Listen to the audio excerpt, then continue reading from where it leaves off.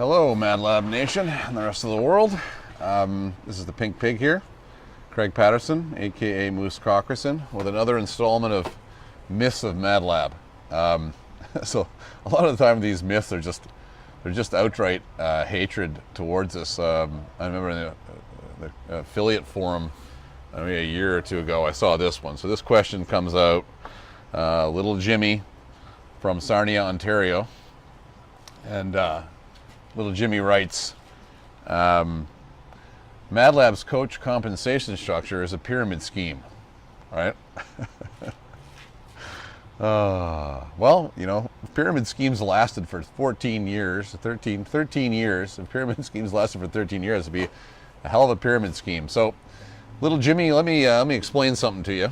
And the last time I tried to explain this to, it was actually a competitor. We thought he was a competitor of ours in Vancouver.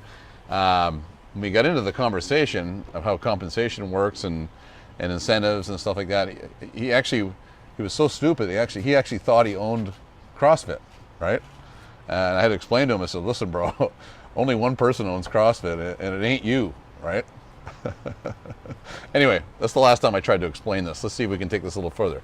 Little Jimmy, a pyramid scheme or multi-level marketing or whatever, its premise is, you know, there's no real services traded. What's happening is, you know, if I'm at the top of the pyramid, I'm enrolling, you know, 5 people below me in the scheme. So a scheme could be, and I know someone in Vancouver is in one of these. It's obviously gone wrong already, but give me $1,000, right? And then you can go out and you can recruit your 5 people and get your 1,000. So, you know, I get 1,000, you know, and a portion of that comes up to me, and so on and so forth. So there's no service being traded, and eventually the market dries up, because when you get down a certain amount of layers, there's no one to sell to, and the people at the bottom get you know, they get shafted, and the person at the top gets all the money.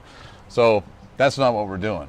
You couldn't do that for 13 years in a closed environment like East Vancouver. It's ludicrous, and all the gyms around the world. So what our compensation model is based on, I worked for 2 Fortune 100 companies for almost a decade. One was Emerson Electric, and then the other one was Johnson Controls. And they both had very elaborate compensation structures for almost every position in the company. And if you look at Johnson Controls, when I worked for them in 98, 99, 2000, whatever, they had 87,000 employees. Now, can you imagine how many positions there are? And if we just paid everybody by the hour, what would happen in there, right? That company would be fucking, you know, a 150-year-old company would be probably ruined in less than 3 or 5 years.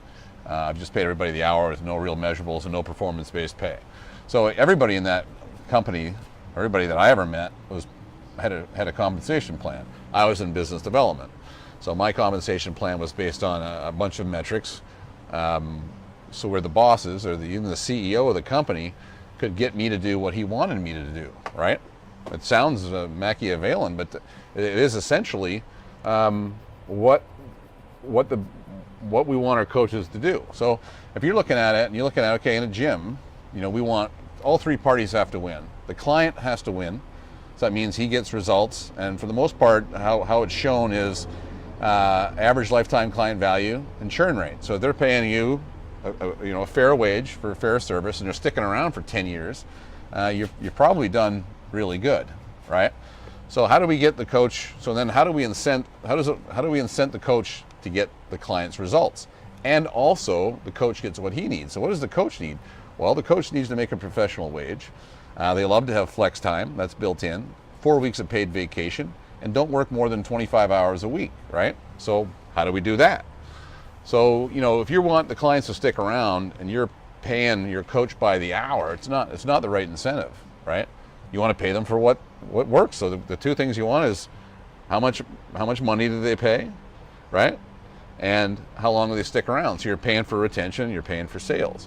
So our coach compensation model is totally based on how hard or how good or, you know, how much effort and skill and talent and education and that they have, so that they can you know, manage 60 clients, health and wellness and fitness for life. And if they can manage 60 clients, they make a professional wage.